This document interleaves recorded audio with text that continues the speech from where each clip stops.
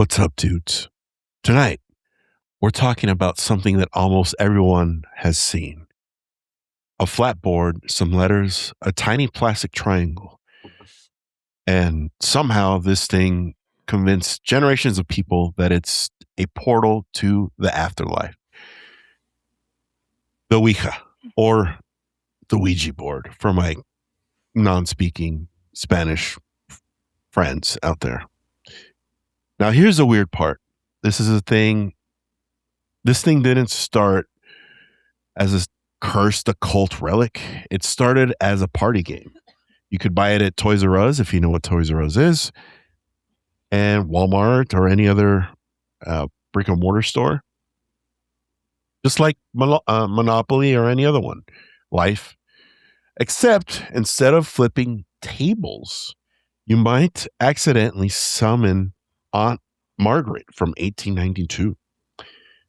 So tonight, we're diving into the evolution of the Ouija board, from Victorian parlor toy to spiritual hotline, like in the 90s when you used to call the party line. The party line, to horror movie icon, and why people still swear it moves on its own. Let's get into it.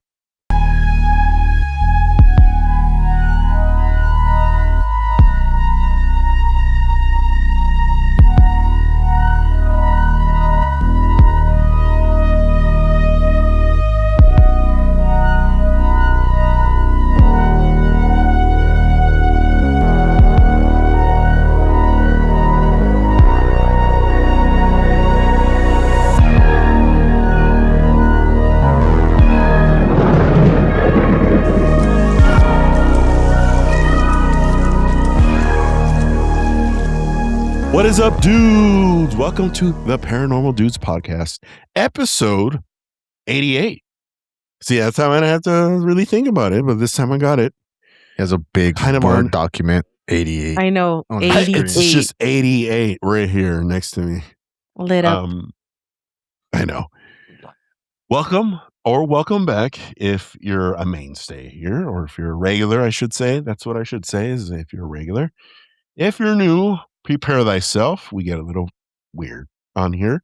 It's not your normal paranormal podcast or supernatural podcast, or to get that out of the way. Before we move forward, I want to give a shout out to our Patreon subscribers, Casey and Miriam. Woo! Thank you, guys. What's up? We just got done with Normal Dudes. We had a cool little conversation. Probably continue it after the episode's done. If you want to see that, that's part of the packages that we have on Patreon. Head on over to Patreon and check it out and see what we have to offer. Okay. It's been 1 week that you looked at 1 me. week. Yeah, there it is. There it is. There it is. There it is. There it Where are we Alex on that was same going to say it wavelength? first. I don't I was know. like, who's going to say it first? Dude, it's just where, you know what it is that we've known each other for so long. And it's funny we're talking about this now, because Miriam on Patreon, our last episode, there was something similar too. And it was like the beginning of a song.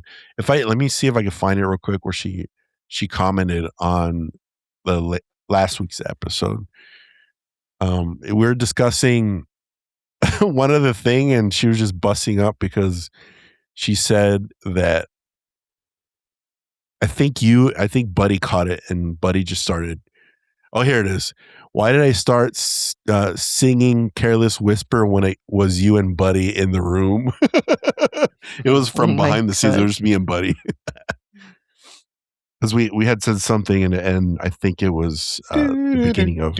Yeah. Yes, exactly. Oh, okay. So getting into what's happened to us paranormal-wise on our own time, away from each other. I think I'll go first because something is happening to me.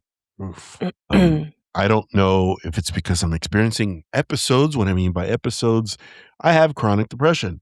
And you don't know that because I've mastered the masking of it.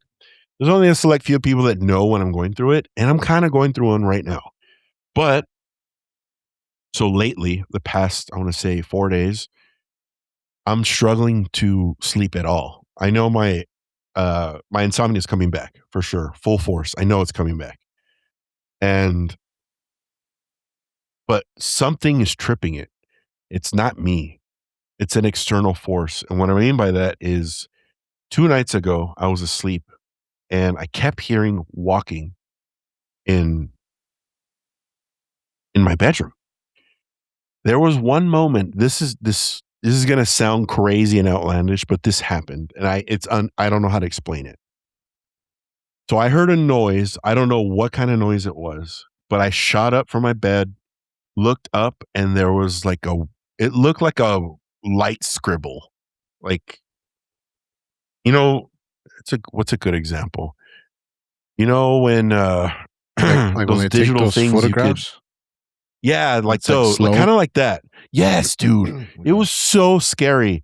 Like I didn't react because obviously Sally and Owie was in the bed with us, like she was asleep, and I didn't want to react.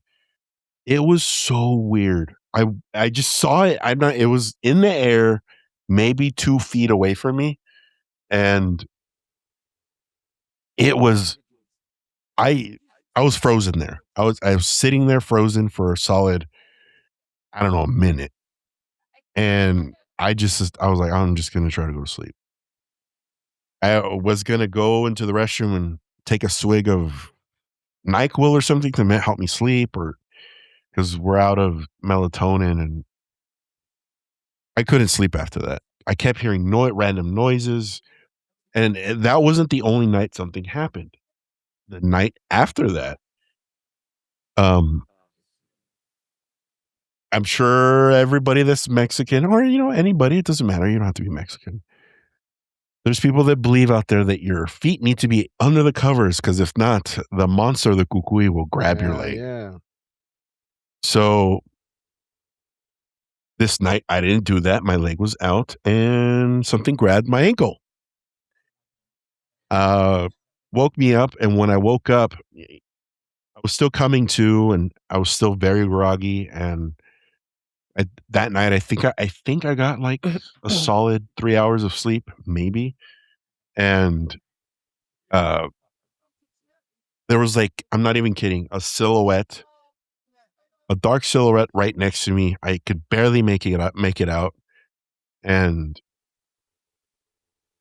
I, I stared. I was looking at it, and then I swung. I just went like this, and and and obviously I didn't hit anything. And after I did that, kind of like if nothing was there. And then finally, last night. So I haven't. You guys are the first to hear this. You three, and then eventually when it makes it onto the next episode. So there's like 2 closets and then a bathroom, like a toilet door in my restroom next to my bed, and it's like a little hallway that goes to the toilet. So all the doors are closed. I sleep with all doors closed. All the bedrooms, like all of them.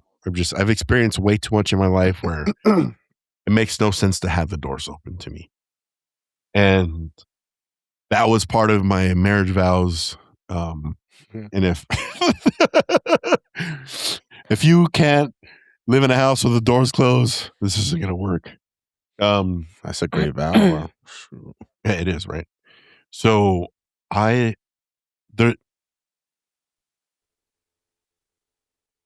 there's one door that was open, like one of the closet doors.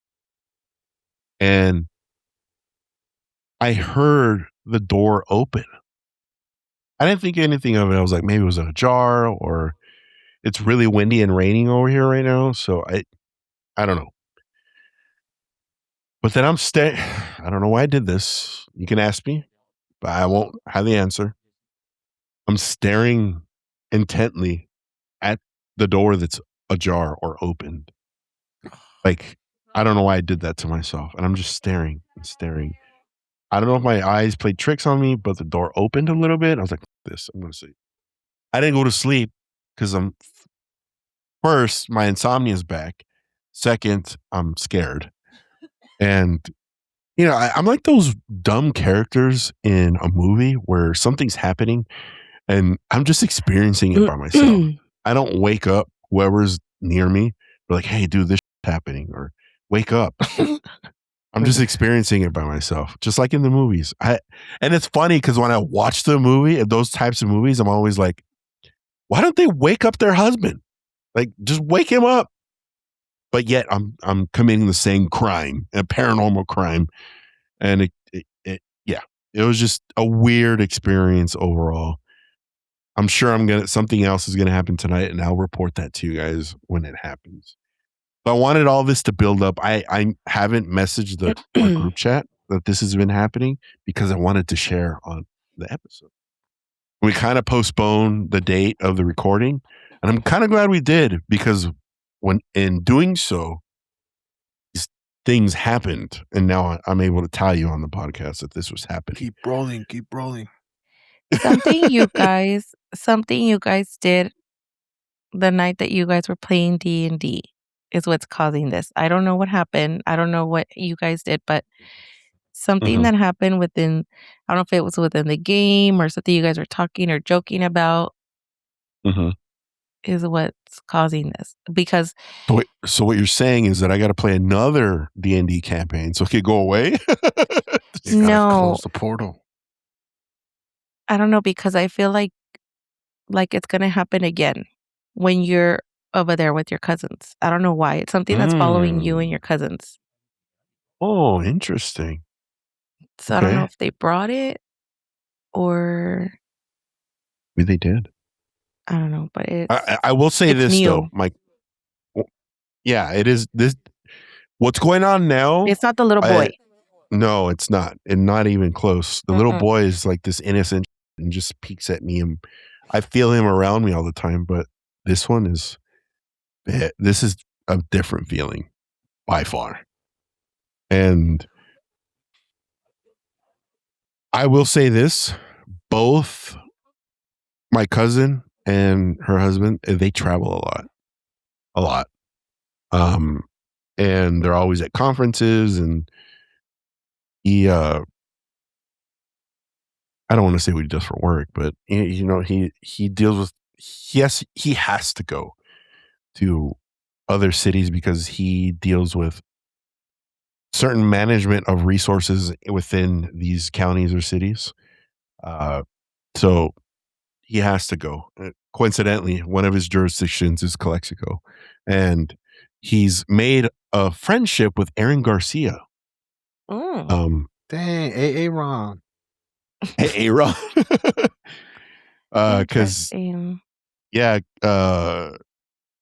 Because wherever he goes in Calexico, he'll just drop our last name because it's such a small community. And Aaron coincidentally works for the city of Calexico, and and I was like, oh, Sergio.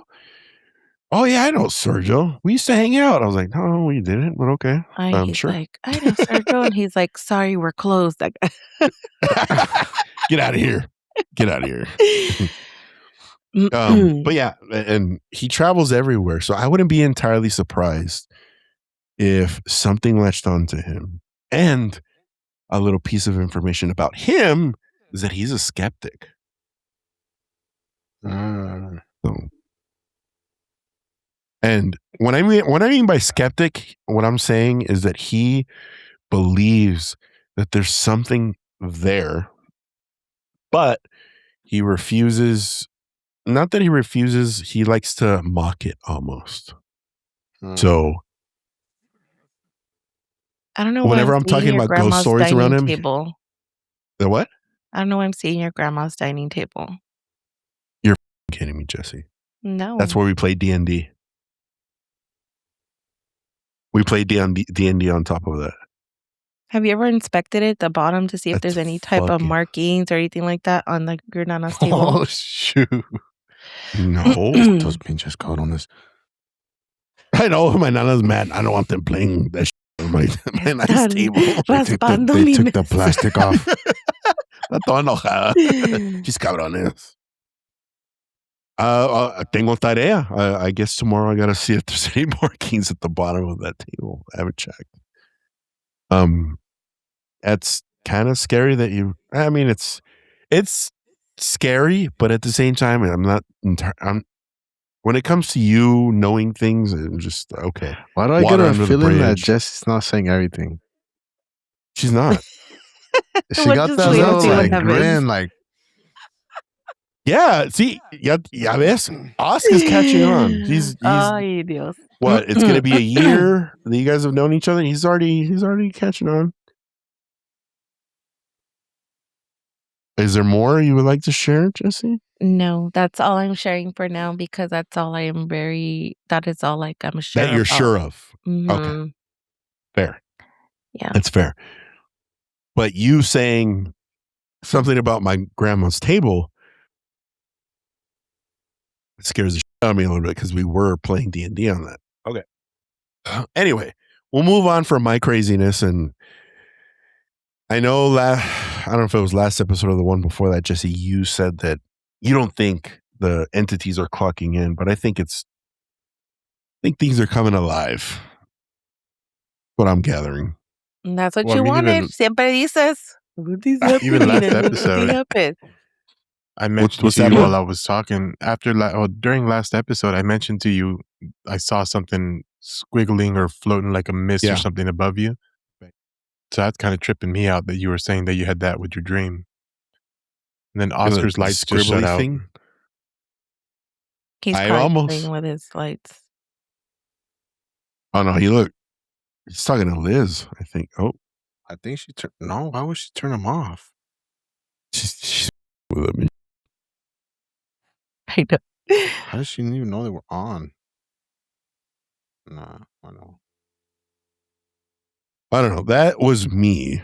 Would any of you like to share your ends of the stories, paranormal stories? Or if anything happened at all. I don't got anything. So if you guys, just the light. So if you guys have any idea what this could be, and I want to get video of it, I just haven't done it because it started happening today. Mm-hmm. Today we started renovation of my garage to make it into a bedroom. On the east end of my garage, which is out towards my backyard, there was a wall that was, when I moved in, had a lot of little like pinholes in it, which I later found out the old tenants or whoever was living here was using it like a dartboard.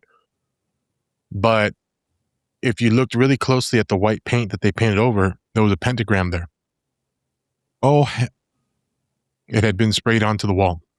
And so today they actually started with that wall by pulling down the drywall, and they did some other cutting into the concrete and such. While they were pulling down the drywall, all the power in my house went out. Completely went out. Like no reason for it. It just, boom, everything went off. And we thought, oh, maybe they popped the breakers off because they're working on electrical. We don't know. So we went out there to them and we told them, hey, did you guys mean for that to happen? Did you guys turn the power off? And they're like, no, we're not messing with your power. And literally there was no lights on. Everything was off. And so I came back in and I was like, what's going on? So I rolled out to the front door to look across the street and see if anybody else, usually when the power goes out, I have a lot of older neighbors. They'll walk outside. There was no motion, and then all the power just turned right back on. So I thought, okay, maybe a rolling blackout or something.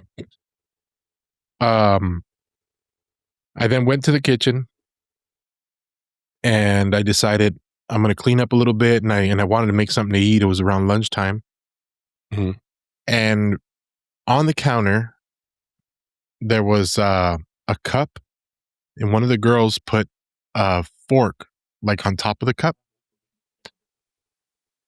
And before I could get to that cup, before I could touch it or anything, I mean, I'm in a wheelchair, so I got to angle myself right to reach these things. The fork just went bloop, and jumped off the cup right in front of me. And I just kind of sat there staring at it, and I went, that is not cool. So I don't know what you guys think about it, but I think it was a trip that they pulled down that wall that somebody had, spray painted a pentagram onto. And then the power went out. And then a fork jumps off of a cup. I'm going to go out on a limb and say that it's all correlated to that thing that was on that drywall. Yeah. It was mad. Jesse, what do you think? I don't know. I'm just getting this weird feeling like in my chest, like someone got stabbed or somebody had a heart attack or something. Jesus. And here's a weird trip about this. You're saying stabbed, and I was just talking about this with somebody, but I got sent from the show that I mod for that sends me knives. He sent me a little flashlight that has a black light on it, a UV light. Mm-hmm. And what was it? 2 weeks ago, we were on here, and I was telling you that we had a big blackout. The whole city knocked out power. My daughter was playing with that light and turned on the UV light. And we've never seen it before, but she was flashing around the living room, and there's what looks like blood stains under the paint in my walls. What the hell? Bro, because if you look at it with plain light, there's nothing there. But you put that black light and it shines. And it shines, kind of like if there was blood there. And that kind of tripped me out because we've been living here and never seen any stains or anything on the walls. And this is the first time that we play with a UV light and we see these stains, and the best way I could say it looks kind of like a splatter. Yeah, those make sense. Not the ones on the wall, though. Those up there, yeah. Yeah, the ceiling ones are fine. No, the stuff on the wall is such a trip. It's kind of like, I don't know. I even mentioned it to Anna. I was kind of like, it looks like somebody got stabbed here.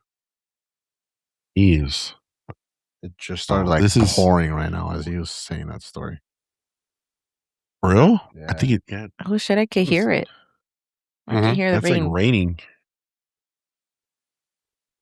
Oh yeah, I can hear it. Damn, dude. Okay, things are getting. We haven't even hit the topic yet. You guys are making me all rashy. Rashy? Yes, look.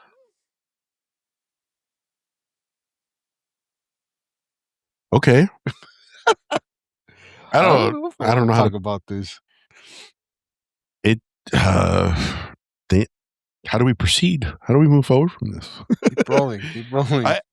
I think okay. Keep rolling. I think Buddy's unearthed something deeper in his home, and that's the source of everything that's been happening to him in the past year that he's been on the pod. Probably even before that, before he even got on Paranormal Dudes. Yeah. And I feel like that hex that was like it was just using that as a source of power. But Jesse, you're a little more versed in these kind of things. Do you think that pentagram was used as like a gateway or anything like that? I mean, it could be used for anything. It just depends on what was on it, or what, who knows what the hell he used it for. It could have been some dumb kid that just drew it, or it could be something that actually used it. Who knows? Yeah, but if it is a dumb kid and they don't know what they're doing. Yeah, of course. Look how you said drop pentagrams. Oh my God. I didn't want to say anything when you were talking right now, Jess. There was a black shadow that went from right to left behind Buddy. I don't know if it's I'm not gonna lie to you guys. I have horrible chills right now over my shoulders. I was thinking it's just nerves, but now that you're saying that, like they're just getting worse. Dude, I didn't want to bring it up. I didn't want to say it. I didn't think anything of it. But from what I was looking at you when Jesse was talking, and from right to left, it was Like just like this? it just went. It was quick. Right- It was Right really to the quick. closet. Yes. Yeah, I'm having Okay. like super chills right now. It's weird, but yeah, like I'm telling you, with these renovations, that's my biggest worry right now is that something's gonna get disturbed. Yeah, for sure. Okay. That's very common too in any house. Mhm. Something gets woken up True. when they do renovations like that.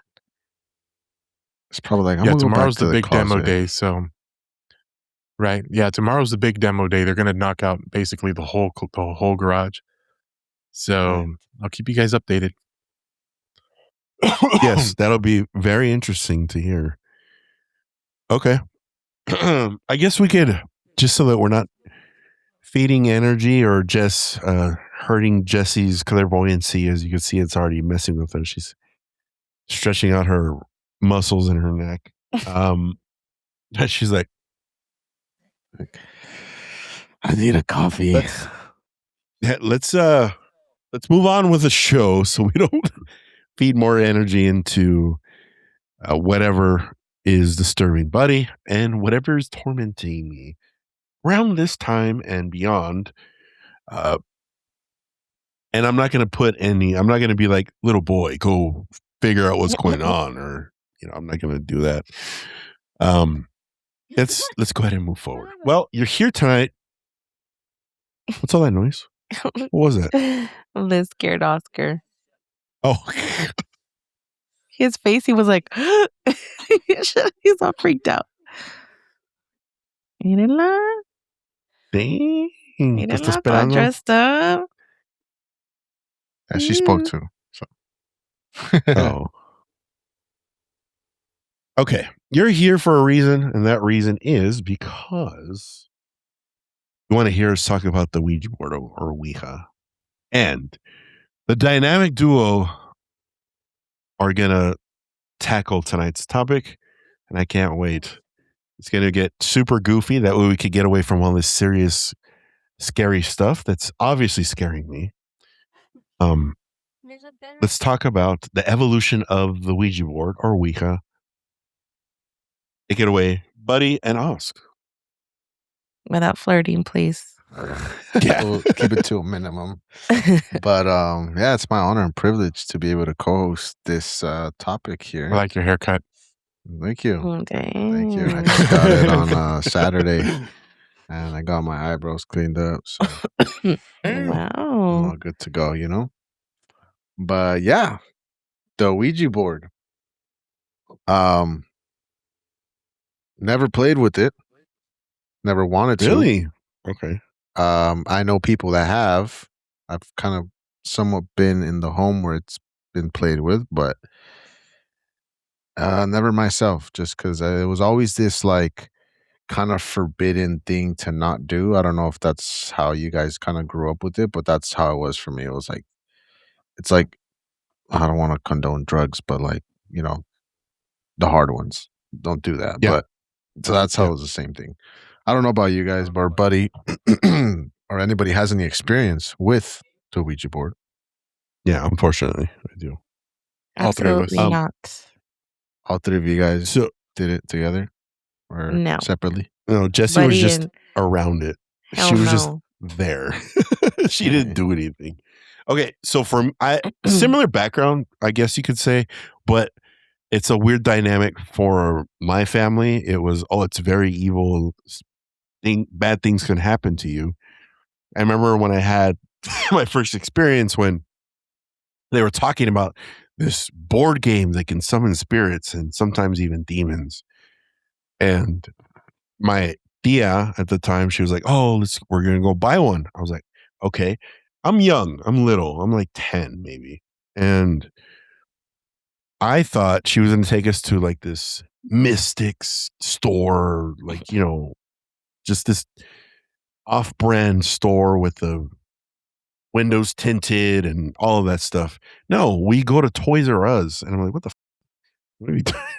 They sell here, and I thought you were gonna say KB Toys, bro.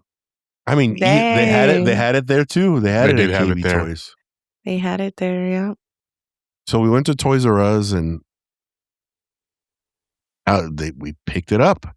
But it's weird because you had a side of my family that was very much like, if this thing's evil, careful. You can conjure something or summon something that you don't want to. But then you had the mischievous side of my family that knew of all this knowledge, but they're like, let's do it anyway. Let's go do it in the cemetery kind of stuff. Which they did do that a few times. Yes. And that's my background when it comes to the Ouija board. I guess as we go along, I'll share some stories that I've experienced. Damn. Okay. Well, I mean, even long before this Ouija board existed, people were already trying to talk to spirits, right? Like they had their own certain ways, and we're talking like ancient times, China, Greece, and Egypt. That's like advanced ancient, right? And these methods were called automatic writing and spirit tablets, where people would hold up like a stick, or in this case, it would be like a pen, and let the spirit guide their hand. So I'm actually going to do a live demonstration of hell no. how that's going to work out. Okay. So they would close their eyes and they would just let it guide. Oh my God. Are you drawing what Sergio's thinking? It does work. Oh my gosh. Wow, there it is. Okay, so that's what it drew. Sergio, that's what he was thinking. How'd you know? I knew it too. Magic. Okay, It's I'm magic. sorry. I knew I'm it not too. full respect to whatever anything that's here. But no, jokes aside, we'll fast forward to the 1800s, the Victorian era, where people were obsessed with the afterlife, where they would, table knocking, floating furniture, all that stuff. But they wanted, I guess, a faster, cleaner way to contact, and they made this board. Interesting. So, but the birth of the board, which was in 1890, was from a businessman named Elijah Bond, and he patented it called a talking board. It wasn't marketed as like a scary thing. It was marketed as entertainment. Like, I don't know if you guys remember the pictures on the Ouija board box where like kids like, Mm-hmm. Yeah, I remember. It wasn't like this dark box. It wasn't like a or witch anything. holding it or something weird, like dark. Yeah. In the 90s, it was all colorful with like kids. Like, Yeah. The parents are there like, oh yeah, everything's good. One kid's getting possessed on the box, and the other kids are like this. I know. Yeah, so I don't know how I guess, at that time when there's not enough information or knowledge, it's like you're just naive, right? You just kind of go with it. I mean, I feel like still people are naive. I feel like we still don't know. People are just around that. Mm-hmm. Yeah. And I mean, he ended up naming it what it is today. And they claim that it was supposed to mean good luck in Egyptian, but it doesn't. Oh. And no one actually really knows where the name came from. So that kind of sparks something in me to go look where that actually came from. It was actually a mistranslation. Okay. Oh. It should have been known as a wheel. Wheel. I'm making this up, so just keep on going. Oh my God. I'm like, oh, shoot, damn, okay. Where's this going? You got to be careful, buddy, because you can make it sound so presentable and true. I actually found that really interesting too, that they made that word up, Ouija, and they wanted to promote it as being good luck in Egyptian. I came across some videos about that, and somebody. It was like a not a priest. He was like a preacher, but he was talking about it that it actually has a demonic trait to it, and it follows kind of some demon name. I cannot remember it for the life of me, but it's very close to being like Ouija. And apparently that demon was like some kind of like middle spirit between earth or between the living and dead. And somehow the name mixes in there where he's able to communicate between both freely.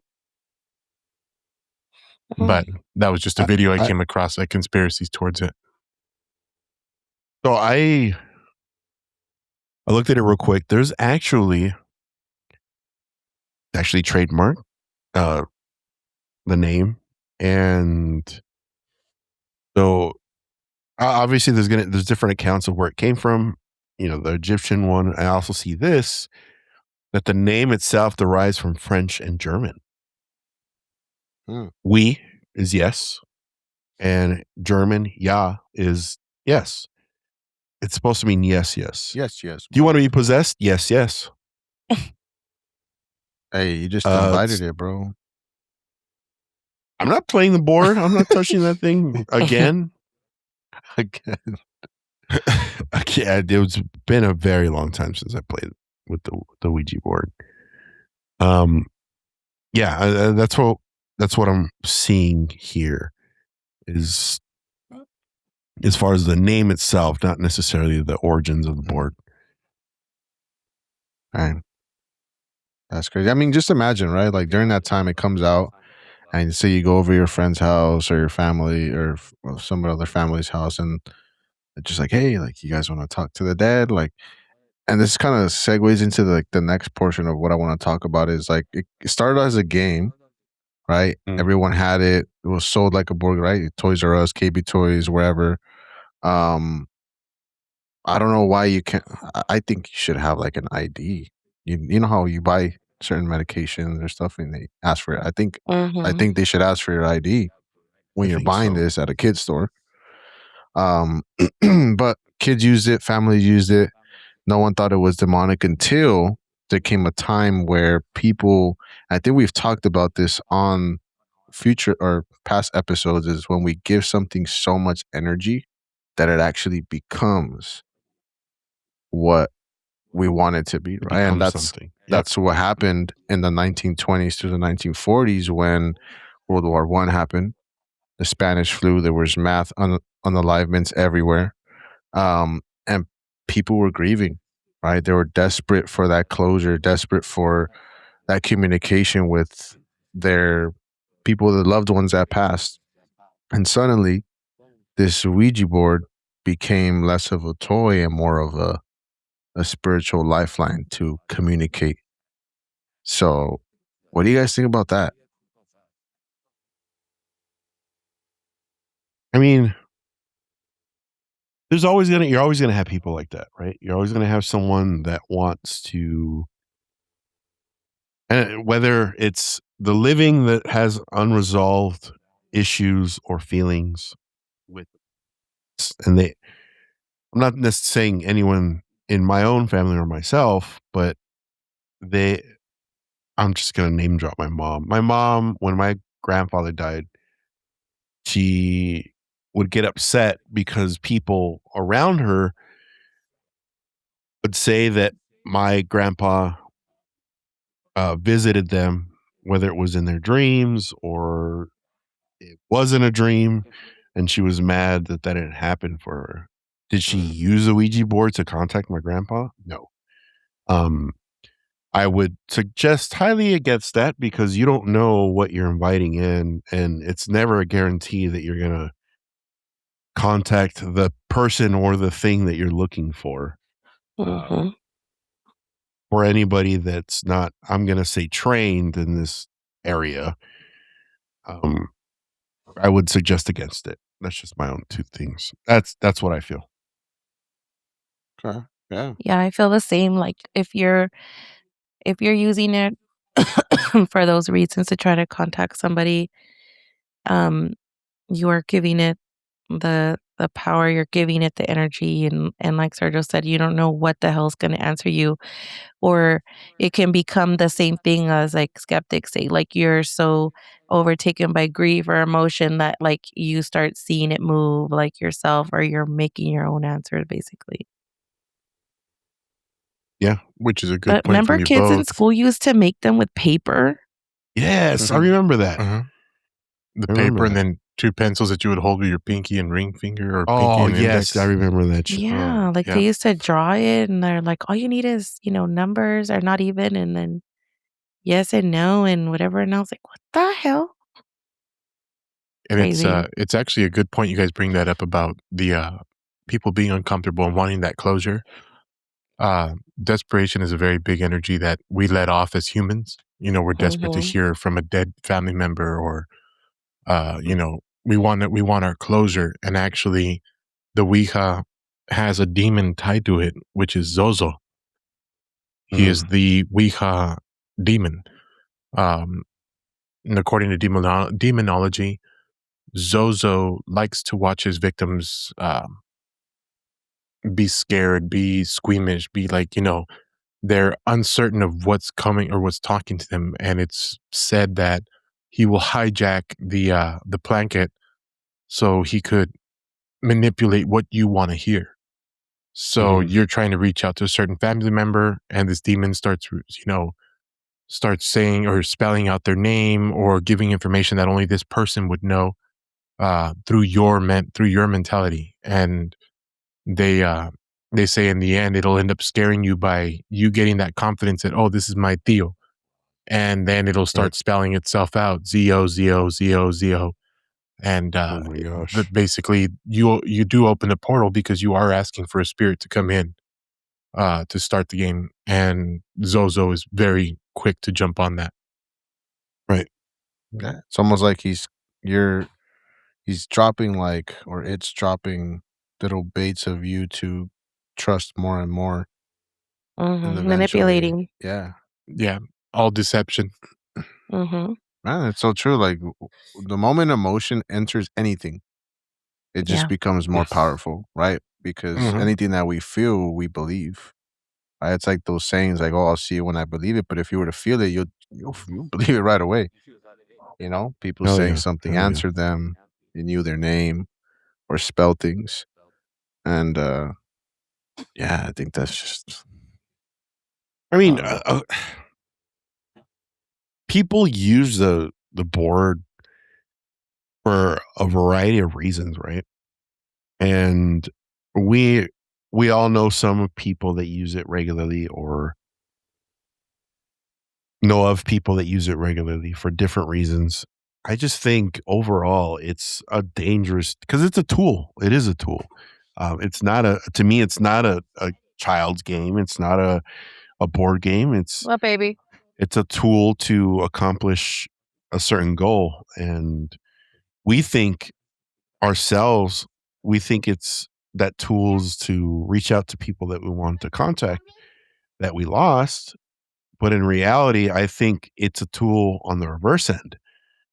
The malicious entities, or like they're just preying on anyone that uses the board. And I want to believe that there was something a little more malicious outside of a guy that wanted to create something fun for, I don't know, his family, for the Victorian era, I guess you could say. But yeah, definitely. That's like, who would create that? That's weird. That's demented. it is, and it's unnatural. That's what I'll say. It's unnatural for sure. Yeah. If your family member or whoever it is comes and visits you after they pass, that's a completely different thing. That's happened to all of us here, I want to believe, on our past stories. But that happened naturally. Like Mm-hmm. it was kind of like they wanted that to happen, or was meant to happen, or what have you. This is kind of forcing it. Now, Mm-hmm. when you force things in the natural world, what ends up happening? Something bad happens. That's just how it works. So I'd put the Ouija board in the same category as far as mishaps or things being forced. That's just how I feel. Yeah, absolutely. And maybe now that I bring this part up, because this is where it kind of changes the perspective or the lens of what this tool is, right? Maybe before that time, like it wasn't nobody really saw it as harmful, nobody saw it as dangerous. But enter 1973, which is when The Exorcist came out. And just like that, the Ouija board went from some family fun night using it to never touch, like what I explained, like what I grew up thinking about it, never touch it because it's cursed. And even if you, like, even if I was around it, I felt like it was going to curse me, and it cemented that identity as dangerous, possessions, demons, portals, all these different things. Even someone that never used it, right, was terrified of it. But I feel like that's where it started to make that. So is it really the board, or is it because Hollywood, or is it because everybody's thinking the same thing? I mean, we can say that, hey, JBL speakers are cursed and possessed, and we can start, and I'm sure something can happen. Right. But I don't know. There's just something a little bit different about this specific board. Just the way it looks, the way I don't know. I mean, I think obviously it's a movie, right? So all this crazy happens. It was like a movie that obviously it's like a classic, right? Nobody had ever put something that crazy on TV during that time. And then it like revolves around this damn Ouija board that you can literally get at Walmart. Like even me, when my kids are looking through the board games and they see that, or like I think one time Vale was like, "What's that?" And I was like, "Oh, I like don't touch it, Don't touch that shit. Yeah, like get away." So I mean, in the end, like the movie did what it was intended to scare the shit out of people, to make them scared of this, but at the same time be like, "Oh, what if we use it?" Right? So the movie served its purpose. It's entertainment. But I think that like we said before, if we know that, oh, this movie, we saw it, it's crazy because this girl used the freaking board by herself, like, and someone's like wants to do the same, like I feel like it's gonna give the same energy. Like you're looking for something, you're inviting something, you're wanting something to happen. Yeah, I agree. And correct me if I'm wrong when I say this, Jess, or anybody. There's people that think like to believe that they're in control, or it's harmless, or people don't use it right and they know how to use it. But I want to believe that they're wrong. I think it's a facade that they think that they're in control when they're using the board. I don't think anybody's in control at Yeah, all. just how they say also, like, oh, don't play by yourself. Like, play with somebody else, or else, I feel like you could be playing with 10 people. It's going to manipulate you if you put that much energy. I agree 100%. Because, okay, I guess this is a perfect time to say our usage of it. I know I've given my own opinions and my thoughts on people that surround the Ouija board, but I'm not innocent. Neither is Buddy. We both have used it. My experiences with it are wild, where you start asking the person that you're doing it with, like, are you moving it? No, are you moving it? And then you don't trust that person. And I feel like that plays into it too. The mistrust you have of that person, thinking that they're moving it.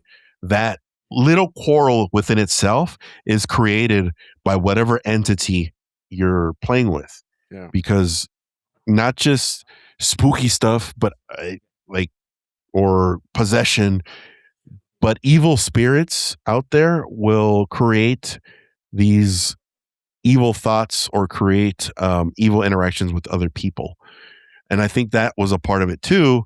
And whenever it was that I played it, I don't know if it was like this for you as well, Buddy, or Jesse, whenever you were around it and people were using it, I felt an immense pressure around my ears. Like it was just pressure, and almost like my ears were ringing whenever I would play it.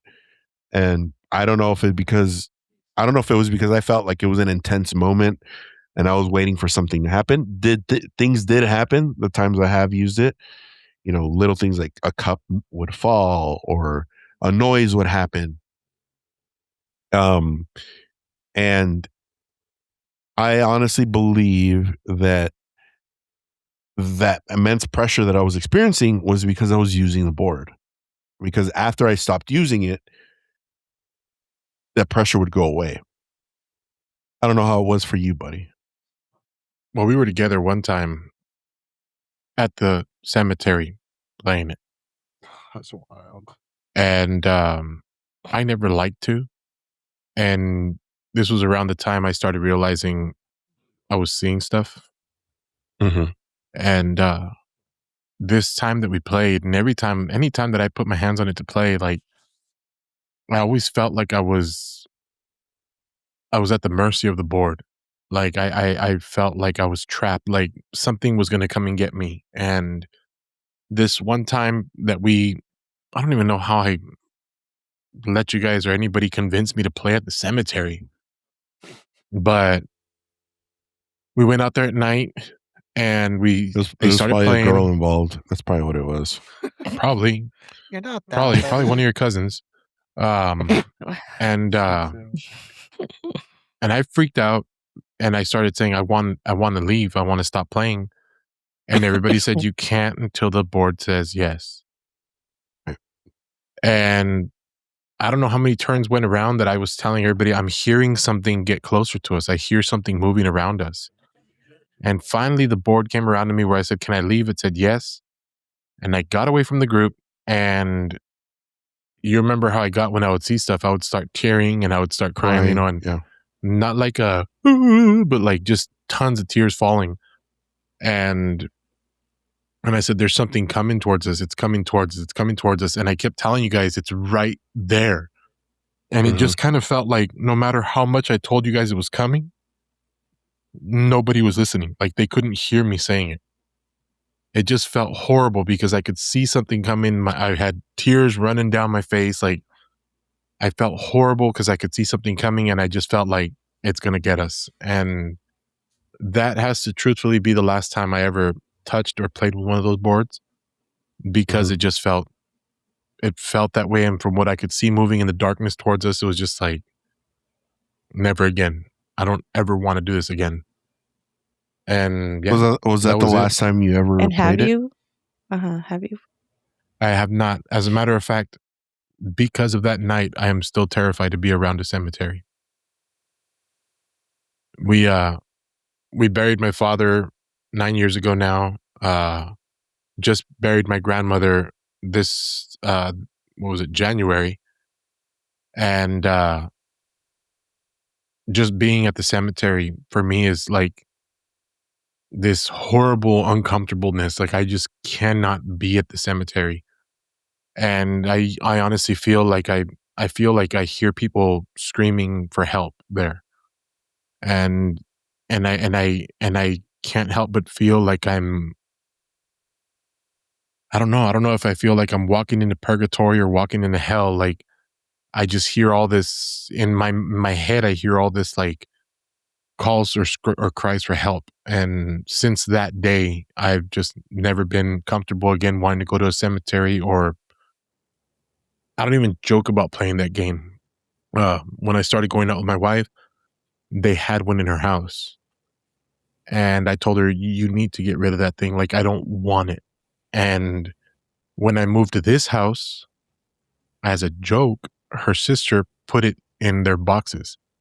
Oh, so when we got here, they were unpacking stuff and boom, out comes the week. I was like, you need to get that out of my house. And they were like, oh, it was my sister. And it was her sister's board. And the sister just said, it's a joke. And she took it back. But it made me feel so uncomfortable when that thing popped out of the box. I was just like, no, I don't want that around me. Like, it's uncomfortable even thinking about it. Like, I just don't want anything to do with that. Damn. Oh, I was with you in that cemetery when you were telling that story. And I just felt like energy. well, Yeah. and you got to remember, this is Calexico. This isn't like LA where there's a bunch of around the cemetery.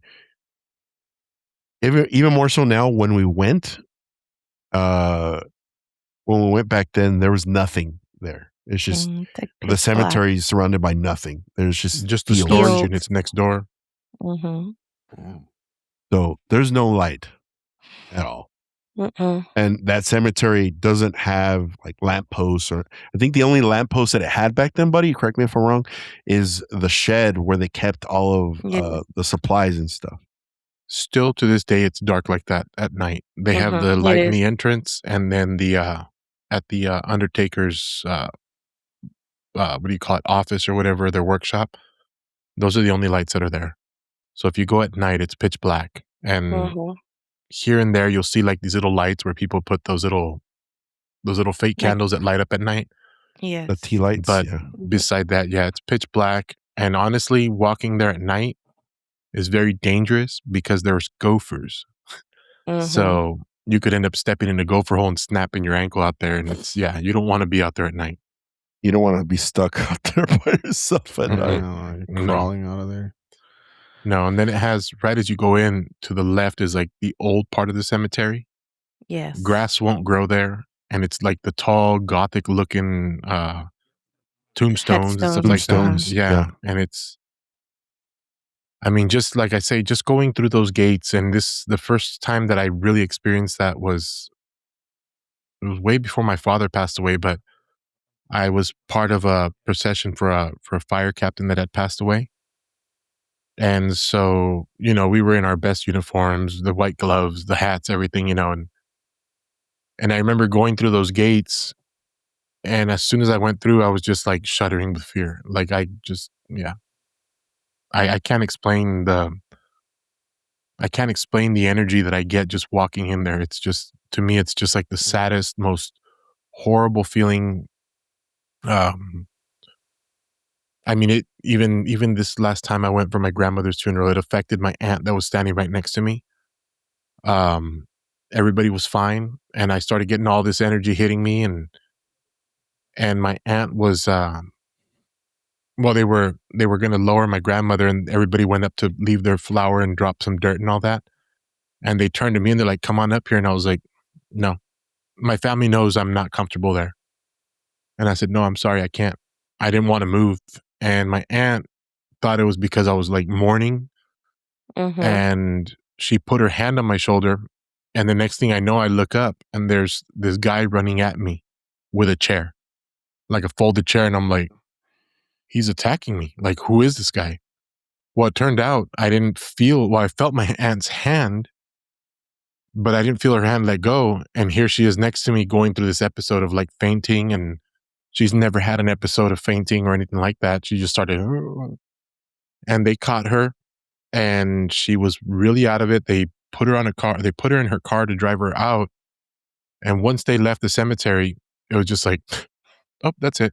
It's all gone. And we talked about it crazy. later, and she told me that it was much different from her feeling queasy or her feeling anything. She just said all of a sudden, as soon as she touched my shoulder, it just went to this, like she just wanted to fall. She couldn't explain why, but as soon as she touched my shoulder, she said she felt that way. She was absorbing your energy, I'm pretty Yeah. sure. I think so. I mean, I get crashed so hard there. There's Yeah, certain areas that happens to me, and Weird. yeah, Cemeteries I are get weird for me too. mm-hmm. I just What can't about do you, 'em. Jess? What are your experiences? I know you've never played with it, but I mean, I've like you never being around it. played with it or wanted to, but I don't even think I think if anybody's ever played it, I've always left like I didn't want to be part of it. Like, did you immediately start to feel Oh, when energy? even like I said, if I see it in the store, I'm like, no.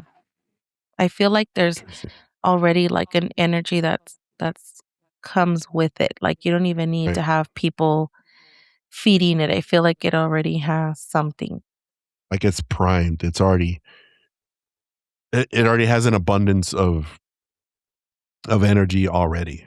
Like it already has an intention. I wonder, like, how when they manufacture these things, I wonder if there's anything that they do to the board when it's being manufactured. There's like a group of like 3 people just sitting at the end of it. Okay, ask it a question. I heard that they're going to get a raise.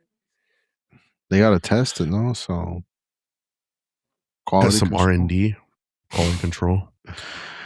Oh yeah. It's just for anybody out there, I know Mina was on here on our show when Creepy Crawly Co was on here, and they were asking us if we would ever want to play with it, and we said no. I know that they use it regularly on their show on their YouTube channel. It scares the shit out of me that they do that in their videos. I don't know. It's just I don't know if it's a culture thing. Not when I say culture thing, I don't mean like, Mexicans and, white people, black people. That's not what I mean. What I mean is cultures of areas, like the culture of where we grew up, because we grew up right next to Mexico and the border town of California, and everything paranormal is talked about, and there's stories about the paranormal, and there's like a guideline, a general guide, and I think our generation was the first generation where I'm not going to say it wasn't completely that way for generations prior to us, but I think we were the first generation where people were like a little more adventurous when it came to the paranormal. Like you heard of something, you heard of the Ouija. I don't know. Whatever freaking thing ritual they were doing at the time. Yes, and everybody was like wanting to experiment with it, like all the movies that were being released, and people felt a little more brave and not so scared as much. But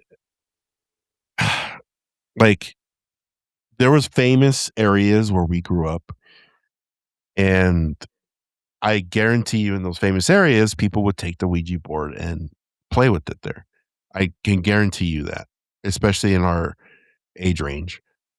At the Heber School, I'm sure people did it there. At the concentration camp, there as well. There was another farmers camp between the new border and Calexico. Do you guys remember that? It's like a little, I think it was just concrete. And there as well. It's just, there's so many spots. There's just a lot of spots. And I can guarantee you people use the Ouija board in those areas. Now, would I ever do that? I could count on my hand how many times I've used the Ouija board.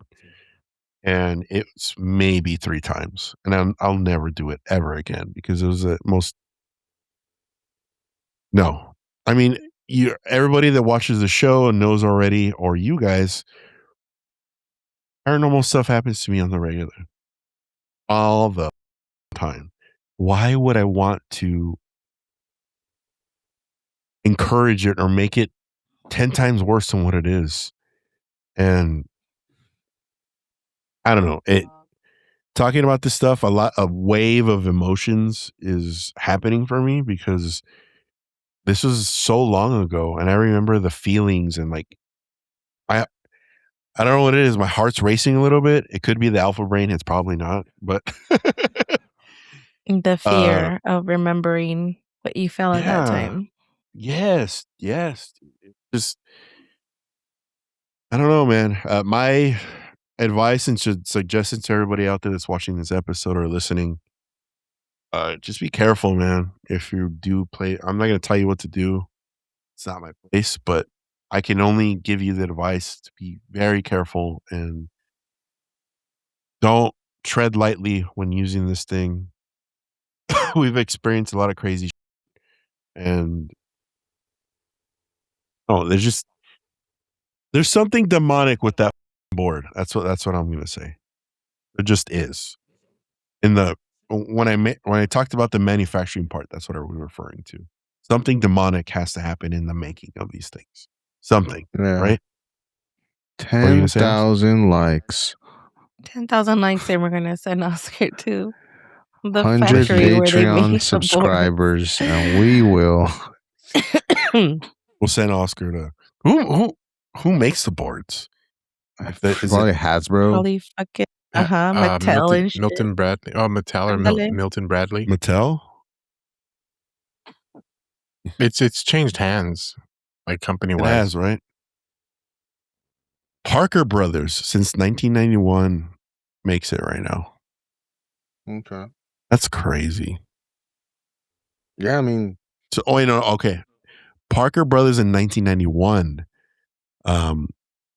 owned it and they manufactured it. Right now, currently, it's Hasbro.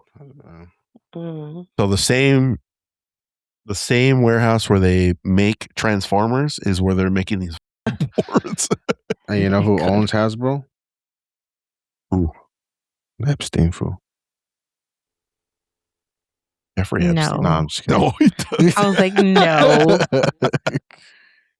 But you know what? I'm curious now. Who owns Hasbro? Let's see. Various shareholders, primarily large institutional investors.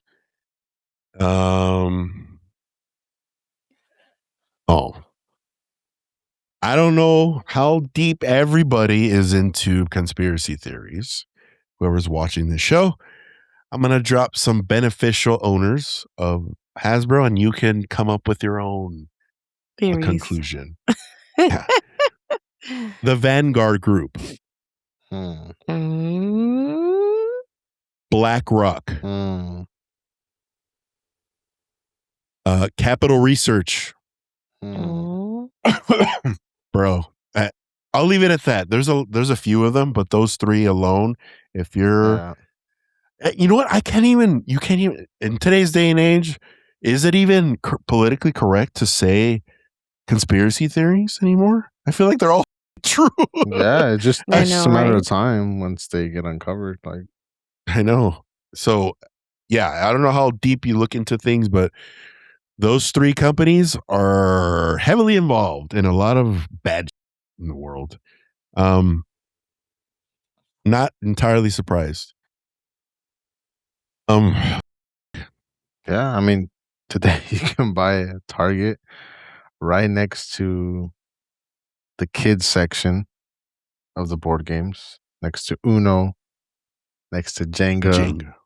Yeah. Which is wild when you consider that people like me and us won't even bring that into our home. Right? Some people treat it like cardboard. Other people treat it like a gun or a bomb or this shrunken head that is super cursed. But it starts to evolve, right? With social media, with actual spirit apps that claim that you can speak to, the other side, online talking boards, TikTok or viral sensation summoning rituals like the Three Kings and the mirrors and all that stuff that we've talked about before. Something that was just a novelty ended up turning into something dangerous today.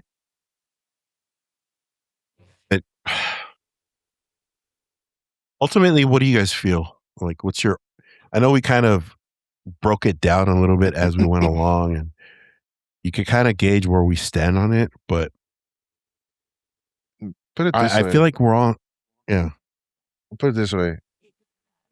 I'm not going to around and find out, bro. I'm just going to stay away from it, and that's it. Like, it's never mind. Yeah, like, it's not even something I would be like, I would ever do even on a dare for money. Like, I would rather do a obstacle course and a G-string for $1,000 than to ever play with that. Like, no.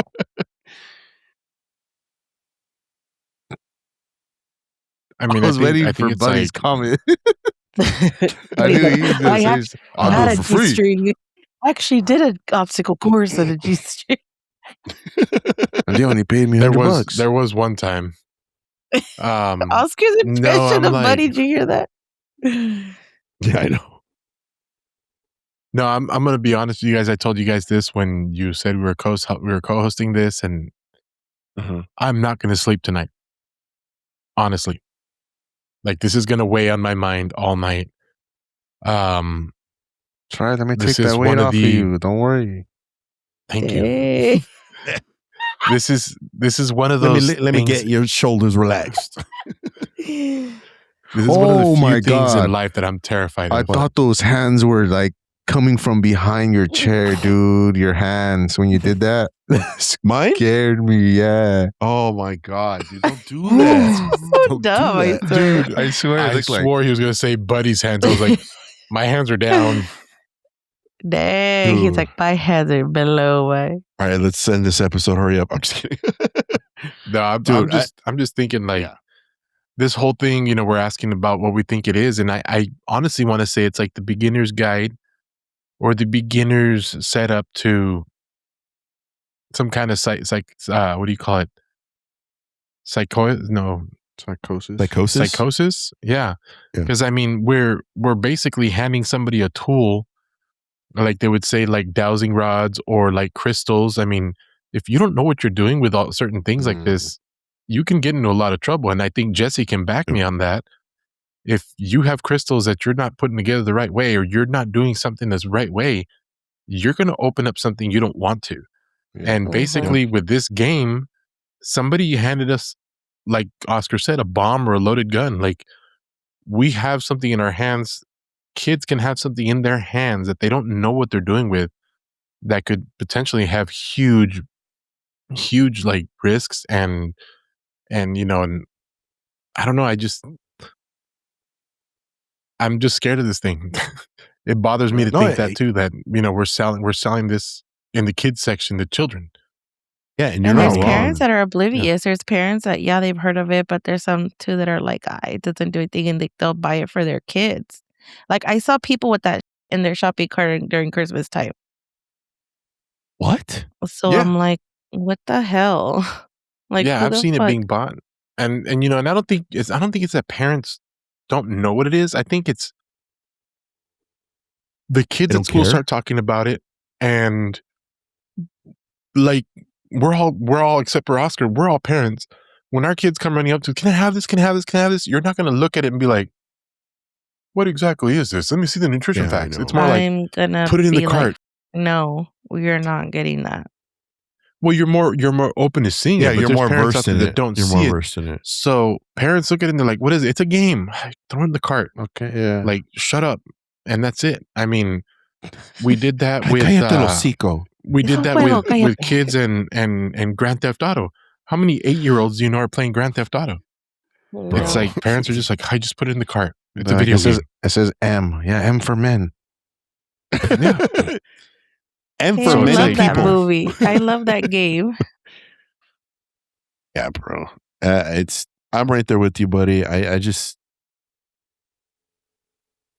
like how come it doesn't come with like a warning sign or something? Yeah, something could happen. Because they don't. It's just crazy to me.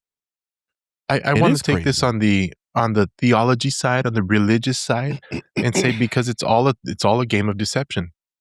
I honestly believe, you know, and not to get too into religion or nothing, but I honestly believe something doesn't want us to know that it's a dangerous object.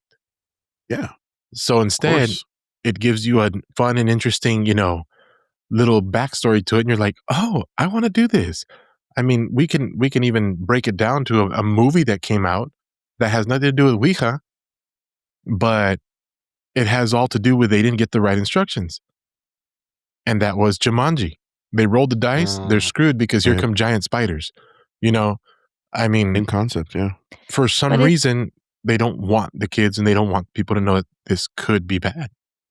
But at least Jumanji or other games, like there's dice, there's cards, like it. Even if you maybe don't know what you're buying, you see it's a game, but this just comes with that little triangle thing and like it's numbers. And, like what the like when you see that and you like if I were to see it, I'd be like, what the is this? Like there's no dice. Like what else can you do with this? But I don't know. I don't see how parents would just kind of pick it up and be like, "Oh, it's just a game," when it's like there's nothing. And then it Yeah. has like suns and moons. Like it's weird. It is weird.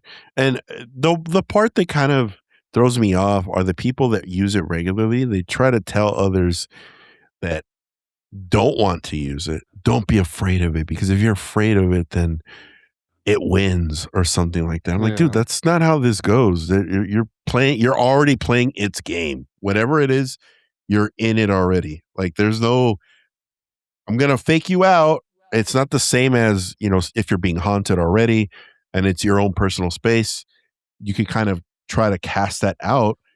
It's literally a hub to contact beings or entities. It's not the same. It's not the same where you could just be like, don't feed it energy. The is already packed with energy. It has a purpose already. You don't know what they did with that thing when it was manufactured. So I don't want to know. be surprised if there was a freaking app. I'm sure there is. I'm sure there is. 100%. Now, conveniently on iOS and Google Play. On Google Play now. Please download. And it's got like microtransactions too. It's like, oh, you need 10 more coins to talk to another demon. Oh, buddy found it. Oh, great. Yeah, there's two of them. Yes. I'm sure there's a bunch of them. So I looked it up, and I don't know how real this is because I haven't bought one, but apparently they do come with warning labels. Well, not warning labels, but rules, right? Don't use it alone. Oh. Always say goodbye. Don't use it in the cemetery. Do not play if you're sick or upset. Because you're vulnerable. Yeah. But okay, that warning is nice. Don't play if you're sick or upset. Most of the time, the people that are playing this that are looking for answers, they're upset. Mm-hmm. Yeah.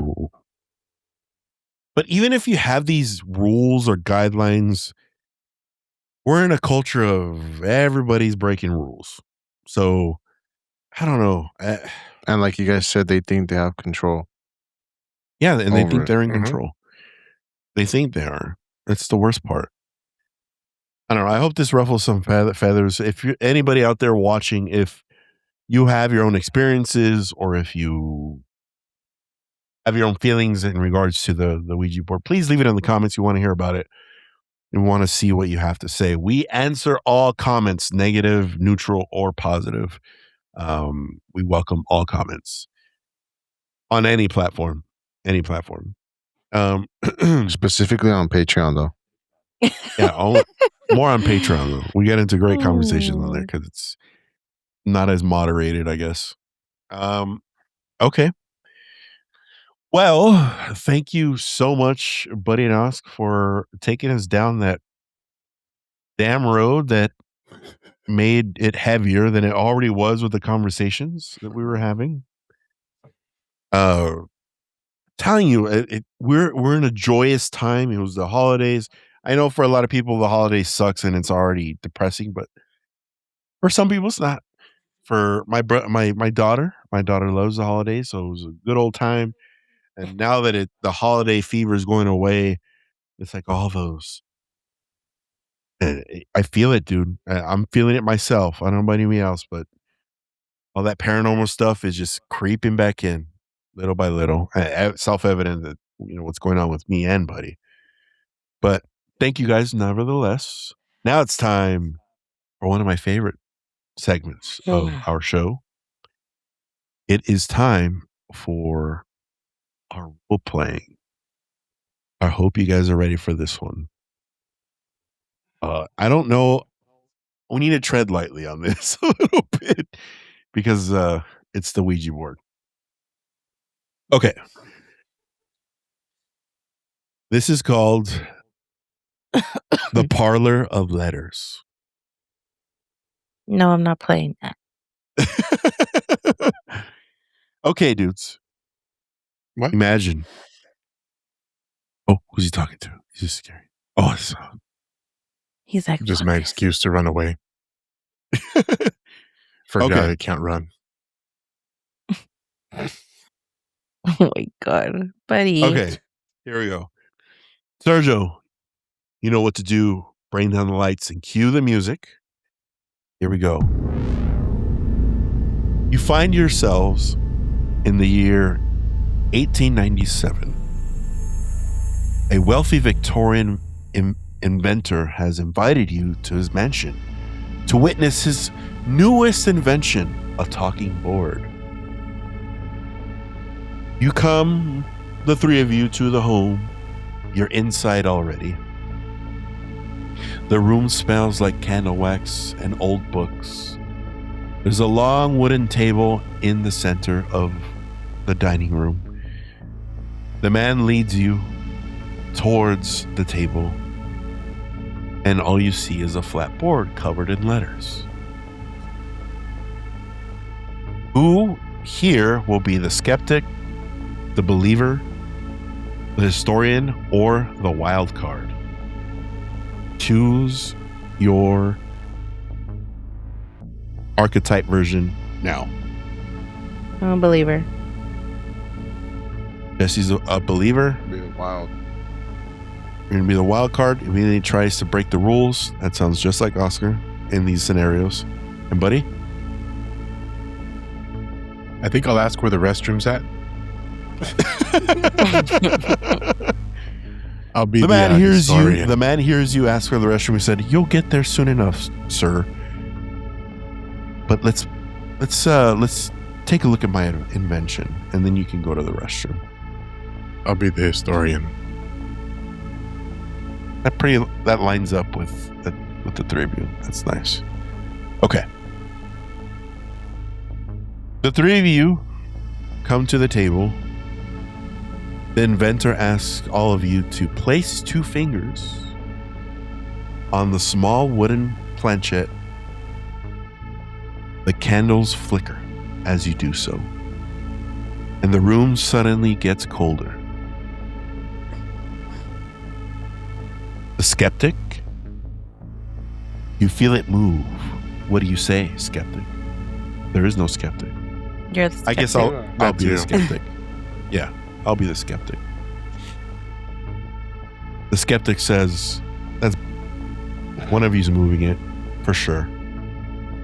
The believer, you immediately assume it's a spirit. What question do you ask?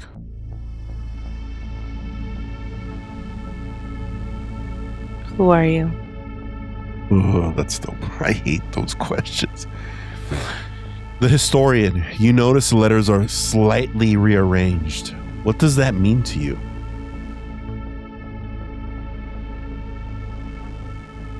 Slightly rearranged? I'm sorry, I didn't understand that. Yeah, you notice that the letters are slightly rearranged in a weird manner. What does that mean to you as far as your historian background goes? Possibly some kind of non-English dialect. The wild card. You try to lift your finger, but it feels stuck. What do you think to yourself?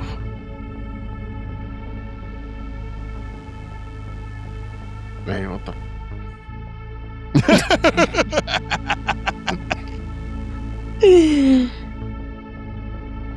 As all of this is occurring, the planchette stops. The walls of the room ripple like water. The candles stretch into electric light bulbs. You are no longer in 1897. You're now in a 1970s living room. A television flickers static. For the believer, you hear whispering in the TV. It's saying its name, but you can't make it out. You're trying to hone in your believer senses, but you can't make it out. The skeptic notices the board looks mass-produced now. Who made this? Hasbro? What is this? The historian realizes the board is being sold as a toy. How do you feel about this now? based on history.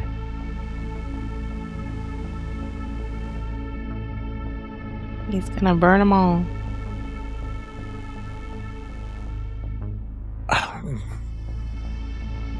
You asked He's me? like, get that thing away from me. He's Take like, that "Hey, thing why back are you-" where it came from, or shall I? I think as a historian, I wouldn't know where to feel because now we're in the future. Okay. I don't know any The of wild these card. things. What are these things? What is a Nintendo? What is a Nintendo? No What is Nintendo. Break into Nightmare Before Christmas. What's this? What's this? Do do do do do. The wild card turns the TV dial and whispers, "Get louder." Oh And my God. Get louder. moving forward, each player needs to choose their next movement. Okay? Do you lean into the fear based on your background and what you feel? Do you lean into the fear or lean into logic? Logic. Logic. Logic. What do you mean lean into the fear? Like believe it? Yeah. Yeah, I'll lean into the fear. I said I'm dead. Sorry, guys. No. So Oscar leans into the fear, and all of a sudden a pentagram appears above him on the ceiling. Only above him. The both of you lean into logic. There has to be a scientific explanation behind this, right? There has to be. But the two of you look at Oscar. You can't see what he's looking at. It's only appearing to him, but that scares you as well. So you start to question your own logic. Oscar sees a shadow figure and says, just, something's happened to me, right? Jesse says, I think it's just the lamps around us. That's what I think. The room glitches again. You are now in present day, 2026. But the board is gone. Instead, there's a single phone in the middle. And the app is active on that phone, glowing on the table. The wild card sees a button that says download app. Do you download it? I don't know. No. No? No one Too bad downloads it's it? already downloaded. Well, the phone was pre-downloaded with the app. Oh no.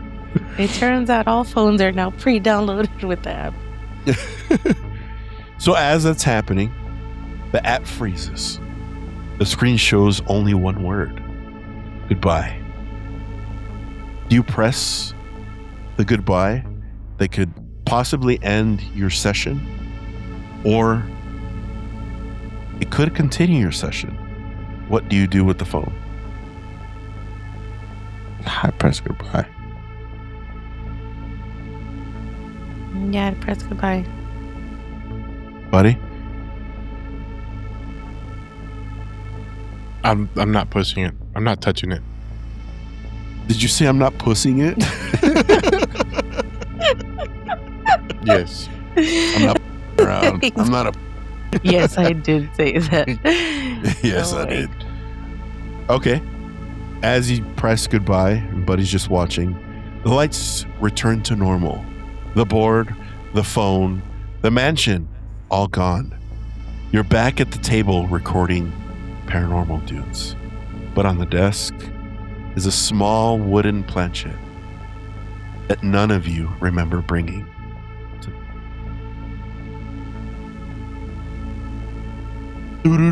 Y'all survived. Y'all survived this time. Yeah.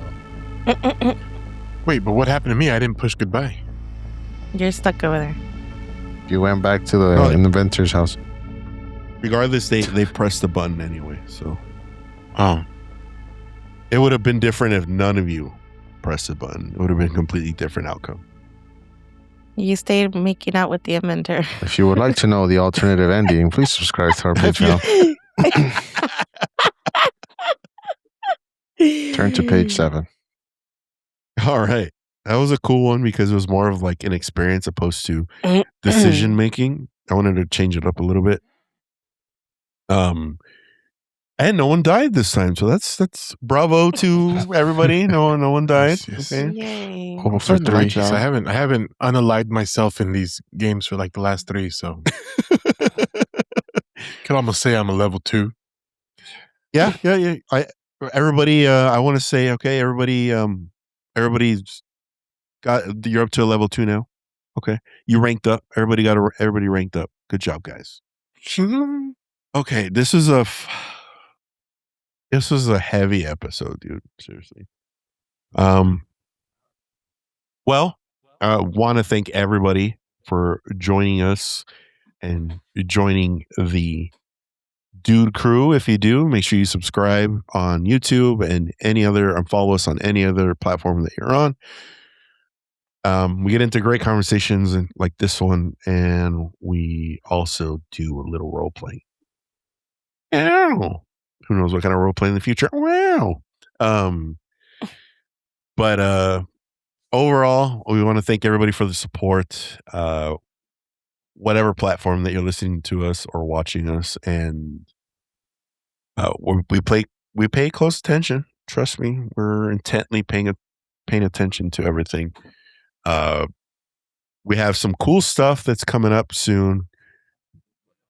Normal Dudes knows what's going on next week because they could see the calendar on our Patreon.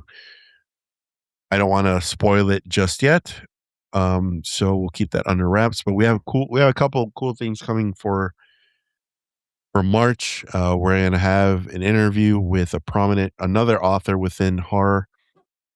It's going to be a lot of fun, and we're going to be diving into a lot of other spooky entities and whatnot. This has been a crazy ride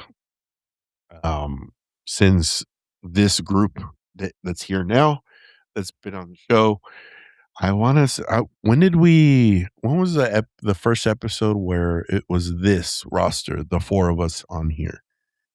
I would say like May, because we started in March. Yeah, that's only like we started. That was like your first time on the show, Oscar. Let's see. I'll figure that out. More like quickly. February was when because I moved out Valentine's Day last year. True. So. Yeah. Okay.